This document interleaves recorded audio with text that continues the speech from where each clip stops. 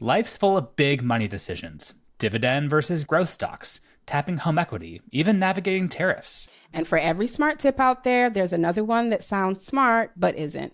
That's where NerdWallet's Smart Money Podcast comes in. I'm Sean Piles, a certified financial planner professional. And I'm Elizabeth Ayola.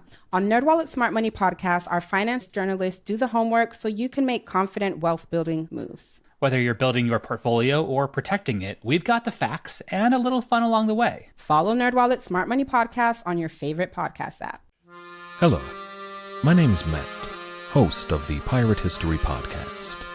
Pirates rank among the most mythologized and romanticized of all historical figures. It can become easy to forget that pirates were real people that had real-world concerns. If you like tales of high seas adventure, daring do, and also want to learn more about who Blackbeard supported to be king, you can learn more about all of that at the Pirate History Podcast. Hey everyone, welcome to Dark Histories. I'm Ben. Something can be a little bit different this week. So I had a bit of a nightmare week, basically. I decided in my infinite wisdom that it was time to sort out my recording computer, because the computer that I recorded on was basically this hand-me-down laptop that was awful. So I thought what I'll do is I'll sort it out so I don't have to do what I was doing, which was recording in one room and then uploading everything to Google Drive and then editing on a different computer. So I thought, no, what I'm going to do is I'm going to sort out my recording space and get a new computer. So I did that.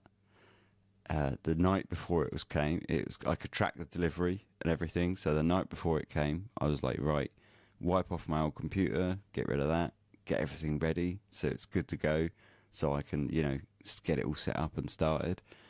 And it got quote unquote lost in a different delivery depot, like my new computer.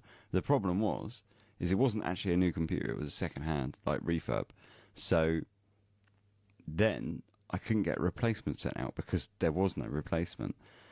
And they told me, oh, it's going to take 3 to 5 days for us to sort that out for you. And I was like, no, it's not. You're going to sort that out now.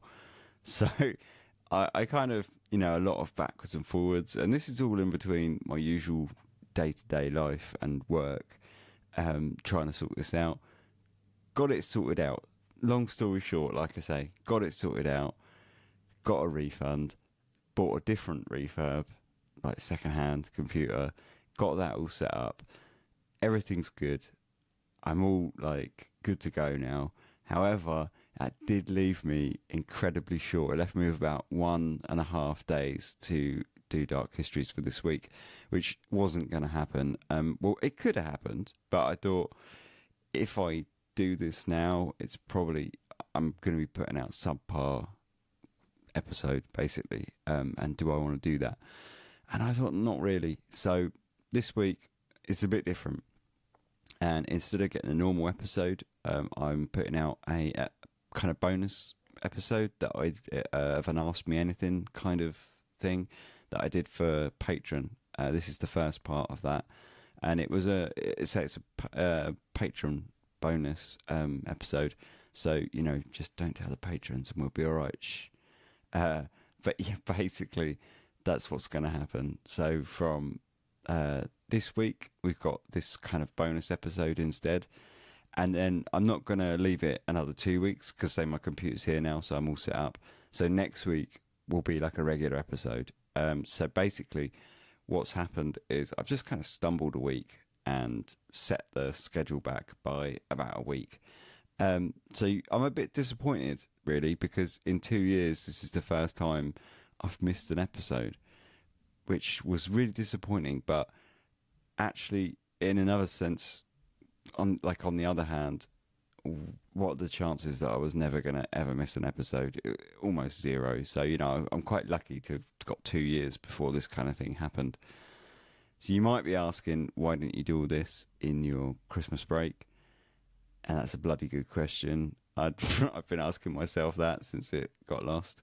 But, we're done now. We're sorted. And I hope that this episode will tide you over until next week. Now things are back on track. Because, of course, the other thing that I've got going on is I've switched from Windows to Mac. So that's quite a big leap. It's been more of a leap than I expected. I have translated, I think, all of my settings over and all of my plugins and everything to Mac. So that should be good. But that's something for next episode. That's what we're going to find out next week. So yeah, basically, but I just didn't want to be dealing with all of this and then squash an episode in as well, as you know. So say this week got this up and coming, this bonus episode instead. I hope it tides you over until next week when I can get out a regular episode. I hope it's interesting enough. It's what it is. Say it's like an Ask Me Anything kind of bonus episode that I did. Just do sort of different bonus episodes for Patreon all the time, and this is this month's kind of bonus episode, which was part one of like a 2-part, well, kind of an ongoing Ask Me Anything series, really. So yeah, that's what we got this week. Apologies for not sorting all this stuff out sooner and ending up in this situation, but we live and learn, don't we? So yeah, that's the explanation. So here's the episode. Anyway, I'm going to stop talking because I'm just digging holes for myself. Here's the episode. I hope you enjoy it. Next week we'll be back as usual with usual episodes, and then after that we'll just continue completely as normal. So yeah, and look forward to that as well, because I've got some really good stuff coming up, especially I can't really say anything, but I've got a really cool guest coming on, and I'm really excited about that. So yeah, that's something to look forward to, you know. Anyway, like I say, I'm going to stop talking. Enjoy the episode. Apologies, it's not a proper episode, it's just a bonus. But that's about all I could do other than just skip a week entirely, and I didn't really want to do that. I wanted to put out some content. So yeah, I hope you enjoy it. I hope it's interesting enough, and I will be back with the usual episode next week, as per, and then future will be everything entirely as it was. Enjoy. Hello and welcome to the first, I guess, like open Q&A question episode. To give you a little idea about what this is kind of going to be all about, basically, I was thinking that I kind of learn quite a lot about you guys from people that, you know, if you follow me on social media, for example, I generally tend to sort of read your posts on social media or, you know, your Instagram. But the Dark Histories social media, it's generally about the podcast rather than me. So I thought, you know, I'm not really connecting very well via that. So I just thought I would make like an episode like this where you guys can ask questions about either me or the podcast or pretty much anything really, and I'll just answer it as honestly as I can in a way to sort of, I guess I always wanted to, the thing with Dark Histories is I always felt that it was a little bit impersonal and like I was just a talking head that's reading a script. So I always wanted to try and find ways to make it a little bit more personable, I guess. And this is just a kind of extension of that. It's a little bit me, which makes me feel a bit weird, but I'll try and get over that. But yeah, every month there'll be a thread on Patreon, and also over on the Discord there's a channel, and you can drop questions in there if you've got them. And I'm not sure how often I'll upload them, just when I can, in terms of when there's enough questions, I'll record an episode. So yeah, you feel free to drop questions in that thread on Patreon or over on Discord. Or if you don't want to do it publicly, you can always PM me on Patreon or on Discord, and I can, you know, we can do it that way as well. So yeah, I've got some questions. So I think we've probably got enough for the first episode. So I figure I'll do this. So the schedule is going to be really erratic. I'll do these episodes when there are enough questions, basically. So yeah, let's get on with it, shall we? The first question is about the podcast. It says, the butterfly in the logo, what is its significance, if any? The logo used to be an empty rocking chair in what appeared to be a dreary, spooky... See, I'm not going to edit this very much. This is what actually happens when I record Dark Histories, is I end up cutting out tons. The logo used to be an empty rocking chair in what appeared to be a dreary, spooky attic of sorts. Yeah, right, it did. It definitely did. So when there was actually, that was the second iteration. So when I first made Dark Histories, there wasn't really any branding at all. It was like all black and then just said like DH in a circle. And then when I made the podcast, because obviously that was when it first started on YouTube. Now, when I turned it into a podcast, I realised I needed to make podcast artwork. And so then I changed it to be the rocking chair with the logo, like a little bit of text next to it. And it was a rocking chair in an old attic with a skylight, but it was at night. So it was just like this kind of moonlight shining in over it. And I quite liked that. I thought it was quite a good representation of what I was trying to do with Dark Histories. But it didn't really resonate very well, I don't think. And secondly, as the podcast artwork on iTunes, it was really small. So it was really not very it just sort of came across like a bit of a black blob. So I rebranded and then made the butterfly. And I got the idea basically was from looking through Victorian biology books. They always did their diagrams. And way back, I made a gig poster for my band that used an old biology drawing of an ibex. And I thought it was really cool. It had like all the bones and the muscle and things like that labelled. And I like the weird sort of macabre feeling of those Victorian biology books, even though there's nothing really macabre about them. I just think that's the sort of feeling I always get from them, and it's quite an immediate feeling. It's not really it's quite upfront. So from like a branding perspective, I thought that was probably quite a good idea to try and use that, and that was my first kind of thought. So then there's a museum in my town that has a lot of taxidermy, and it was basically, I think it's like one of the largest collections of taxidermy in the world, but it was donated by the guy to the city when he died in like early 1900s.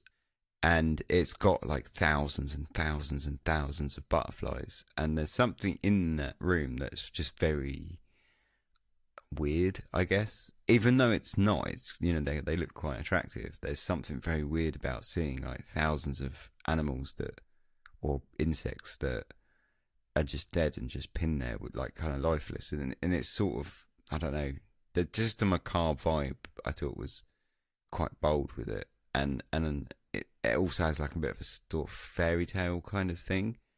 But being in taxidermy, again, it's sort of a twist on that. So yeah, I guess from like a graphic design aspect, it was just economical in the way that it presented what I wanted to get across. But on a slightly deeper and maybe a little bit of a pretentious level, if you'll kind of excuse me for a minute, I feel like when you look at taxidermy stuff, it's kind of like a snapshot of a life, and you can see all of the physical details, and you can get right up in its grill, and you can see everything about. So say you've got a butterfly, for example, you can see everything about the butterfly. You can see like everything about it. You know, you can see all the structure of its wings and everything. But you know, until you see a butterfly fly, you're not really going to get what a butterfly is. And I think in a lot of ways there are parallels to that with history, in that we can study it and we can research it and we can know who ate what for breakfast and when and all of those kind of things. You know, we can tear it apart and analyze it to like such a micro level, but we're never really going to know what it was like, unless we live it. And we need time travel for that, which we don't have. So, I just think there's like a interesting parallel between when you look at something that's taxidermy and when you look at history, and I suppose that kind of tied that in. So yeah, I quite like that. But like as a total aside, when I changed it, after I rebranded, I was a bit worried about it because I'd already been going for, I'm not sure how long it was, but it was quite a long time, at least 9 months. So I was a bit worried about just rebranding it. But when I did, I saw like a noticeable change, like uptick in all the downloads. So, it paid off, I guess. I'm not sure why, but it worked. So that was good, I guess. So yeah, that's pretty much that question. That's the butterfly logo. I'm not sure. So yeah, pretty much that. So next question I've got, is there a topic or a subject that you want to cover but may find it too much for the masses to handle? I don't think so, to be honest. I think I'm probably more of a wimp than most people anyway. Like, I think it's probably me that holds myself back more than worrying about what other people think. The only one that I can really think of is Gilles de Rais, which for me, I feel like it's so far back in history that I find it quite easy to separate myself from the story, like any sort of emotion from the story. And it doesn't really affect me or bother me, despite the fact that it's kind of really dark and horrible. But, there's that natural thing where the further we are away from an event, the less we actually feel affected. And Gilles de Rais is so long ago, and it's almost like fiction. And it really doesn't help that it's so grim that it's almost like comic book violence. That again gives it another level of separation for me personally. But that said, it involves children and sort of really hardcore child abuse, I guess. And I appreciate that when you bring children into the frame, you're kind of stepping on thin ice with a lot of people. Sort of children and animals, I think, are sort of things that people don't tolerate so well. So I try to avoid doing that episode, despite the fact that I'd really like to do it, because I think really in a lot of ways, like Gilles de Rais is pretty much the kind of epitome of dark histories in a way. Like they would be like the ultimate bad guy that covers all of the bases. He's got the serial killer on a huge level. He's got the occult. It's got the weird folklore. It's got everything, really. But it's just really, really grim. And he kills like 500 children, supposedly. So, and, not a nice way either. So it's, I think doing it might be a challenge. So I try and avoid that one. But otherwise, I think I'm probably more of a wimp than most other people. I think most people are probably all right with a lot of stuff. Yeah, no, I think I'm a bigger wimp than anyone else, really. But it kind of leads on to the next question, which is, have you done an episode that you wish you hadn't? So, like, all of the early episodes, pretty much, like, on a really basic level, like, all of the earlier episodes. But that's really only because I picked, like, really big mysteries to start, like Jack the Ripper and Dyatlov Pass and Somerton Man. And I'm sure that I could do better now. So when I look back, I think, I wish I hadn't done them then, because I could probably do a much better job now.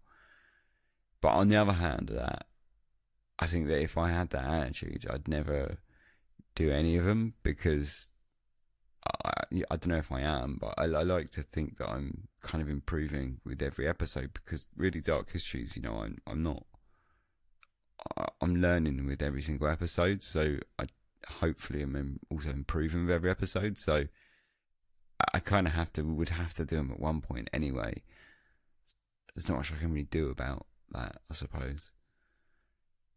But sometimes I do wish that I hadn't have done them so early. But what can you do, right? So on more profound terms, I suppose I maybe did wish I hadn't done the Adam, the boy in the Thames episode. And because when I started it, I thought it was going to be more like crazy voodoo vibes. And it turned into being this really quite grim child trafficking episode. And it was the first episode after Christmas and New Year, first episode of season 2. Not that I think any episodes really of Dark Histories are super uplifting, but it was a real bleak one to start with. Especially after Christmas and New Year, you know, when I'm not sure people really want to hear that.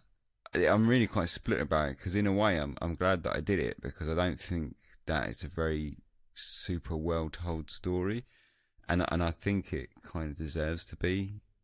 Like it's not a very big story. It's not one that's been well done, and I think, you know, it's nice to get those episodes out, because sometimes it's nice to bring attention to some of those kind of stories. But I just don't know if I really handled it that well either, because, you know, I just had Christmas and New Year. I was in a pretty good mood. Things were pretty chipper, and I was going into it thinking, well, hey, let's do some kind of crazy voodoo stuff. That'd be fun. And it slowly dawned on me that wasn't the story at all. But by that point, I was kind of invested, so I just carried on with it. And I'm not sure I really handled it that well. I'm not sure if I'd have done it better, if I'd have gone into it knowing what to expect, I suppose. So yeah, there's that episode that I kind of wish I hadn't done it. At least I wish I hadn't done it then. But sometimes I suppose you just got to go with it, haven't you? So yeah, there's Adam. So yeah, next question. As you've completed your first 2 seasons of Dark Histories, have you learned anything about yourself along the way that you had not realised before?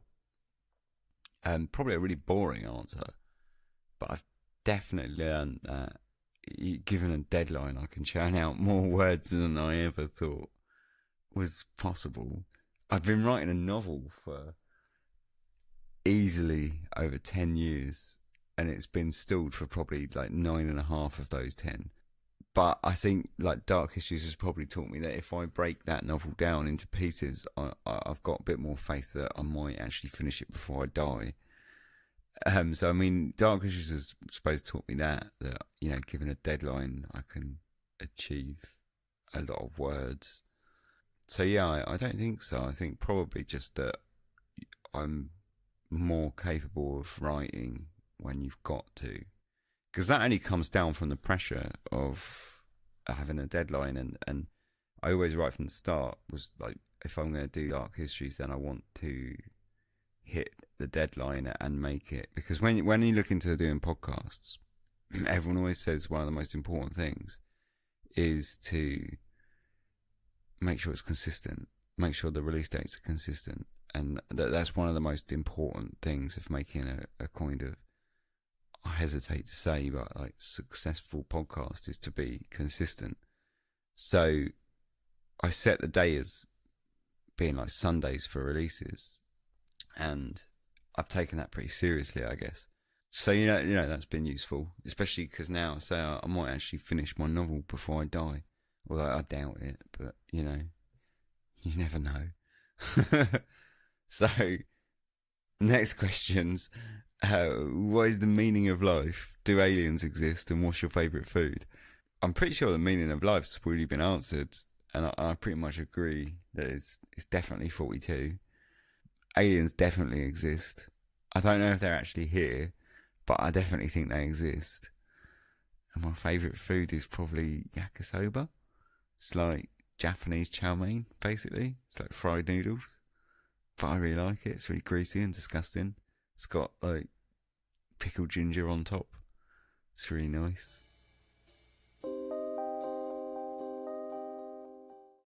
Let Mysteries at Midnight be your destination for detective whodunits and captivating mystery stories. You'll hear classic stories like Sherlock Holmes, Agatha Christie's Poirot, and short tales from H.G. Wells, Charles Dickens, Edgar Allan Poe, and others. I'm Christopher, and I read these classic stories in the soothing style of a bedtime story, so you can listen to them in bed when you drift off to sleep. Search for Mysteries at Midnight on Apple Podcasts, Spotify, or your favourite podcast app, and follow and subscribe so you don't miss out on new episodes. Hi, I'm Mike Troy, host of the American Revolution podcast on the Airwave Media Network. This podcast is the origin story of the United States, how we went from colonies ruled by a king to the democratic republic that we have today. The American Revolution podcast tells the story of the revolution from beginning to end. Please subscribe for free. We're available on all major podcast platforms. I hope you will join me today on the American Revolution podcast.